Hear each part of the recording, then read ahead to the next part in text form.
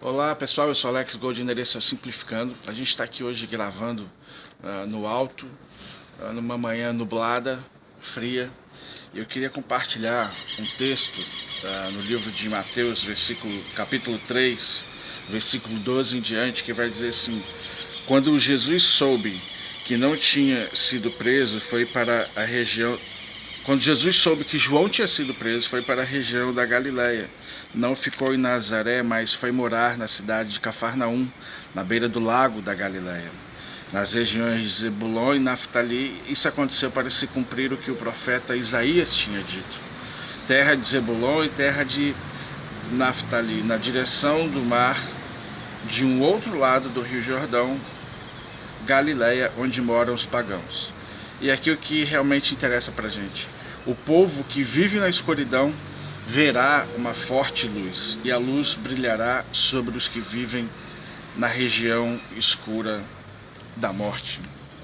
Sabe, às vezes a gente olhando isso aqui de uma perspectiva religiosa, a gente vai entender como região escura, que vive na beira da morte, como sendo pessoas conduzidas ao inferno, e a gente acaba que perde talvez a essência disso. Faz sentido? Pode ser, eu acredito que também seja, mas eu acredito que isso é o que está na superfície.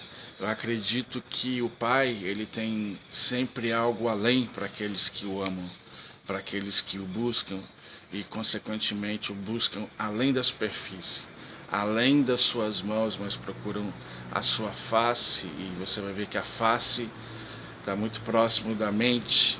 Na verdade, Romanos 12 vai falar para a gente renovar a nossa mente, ou seja, reprogramar a nossa mente de acordo com a mente de Cristo.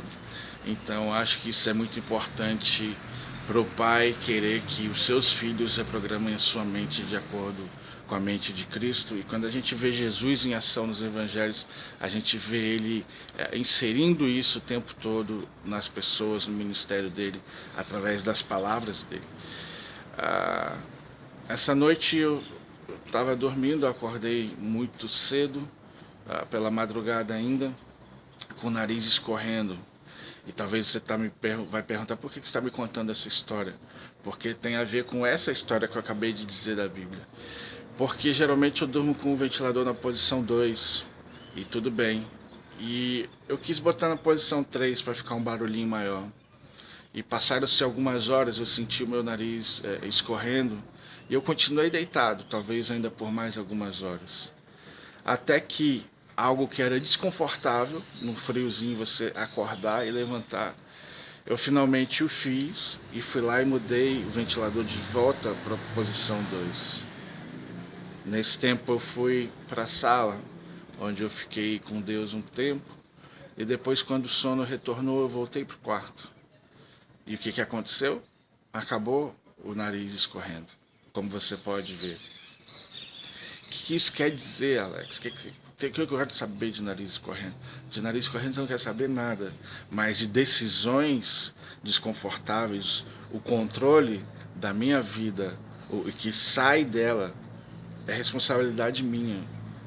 E uma mente religiosa vai querer empurrar isso para Deus.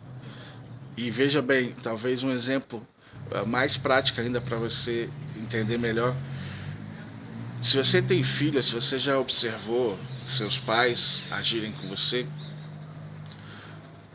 o seu pai não vai ficar esperando que as decisões da sua vida ele as tome por você, porque ele quer que você as tome, que você resolva as coisas. Se você mudou esse ventilador para a posição 3 e te gerou incômodos, começou a te escorrer o nariz, ou seja, algo prejudicial até à tua própria saúde, ele espera que você volte e refaça uma decisão errada que você tomou para voltar, para você ter o controle sobre a sua vida e a sua saúde.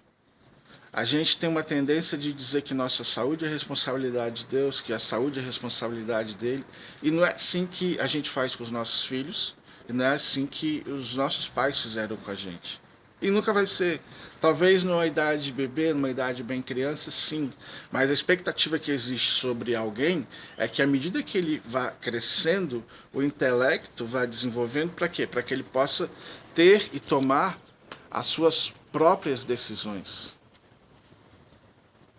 e não o pai ficar tomando decisões para ele o tempo todo. Então, quando a gente observa esse texto de Jesus, você vai ver que ele decidiu ir para uma cidade. Para quê? Porque lá tinha muita gente na escuridão. O que é a gente na escuridão? Gente sem entendimento, gente que não pensa, gente que não sabe o que está fazendo. E uma luz chegou. Jesus é a sabedoria em pessoa. Ele é Deus. E agora ele traz esse conhecimento dos céus para a terra, revelado através da forma física e humana dele, através dos lábios dele. Então, uma outra coisa que eu observo é que pessoas que vivem na escuridão, ou seja, que vivem sem conhecimento, sem entendimento, cabe a mim, cabe a você, que tem mais entendimento, ir lá e trazer luz sobre aquele assunto para elas. E não é algo para se orgulhar no sentido de soberba, porque todos nós, sem exceções, em alguma área ou em algumas áreas de nossa vida, não temos luz, vivemos na escuridão. Nós temos assuntos que nós dominamos, temos áreas que nós dominamos. Podemos ser a luz e devemos ser a luz, mas vamos ter áreas que não, que vivemos na escuridão e vamos depender um do outro. E tudo bem, isso já é programado por Deus, faz parte da humanidade, faz parte de comunidade, porque se alguém souber todas as coisas, ele se torna soberbo, arrogante e prepotente. Essas pessoas que você conhece que são justamente isso, é porque acham que têm a luz sobre todas as coisas. Consequentemente, elas acham que não precisam de ninguém. E esse não foi o intento de Deus, porque Deus quer que amemos uns aos outros. E uma das melhores formas que Ele criou para que possamos fazer isso de fato, obviamente, amar a Ele acima de todas as coisas, inclusive de nós mesmos. Mas a segunda é que dependamos uns dos outros. Então, quando eu começo a entender isso, eu vou entendendo a minha humanidade. Eu começo a ter compaixão por aquela pessoa, porque em outros momentos eu já tive esse mesmo lugar, essa mesma posição, onde eu não tinha luz sobre determinada coisa e alguém me trouxe essa luz. Então eu precisei ser ensinado, eu precisei de certa forma me sujeitar a ouvir. E quando eu começo a fazer isso, eu começo a me tornar mais humano. Entendeu? Era isso que eu queria compartilhar. Espero que tenha feito sentido a relação do texto com a relação da história.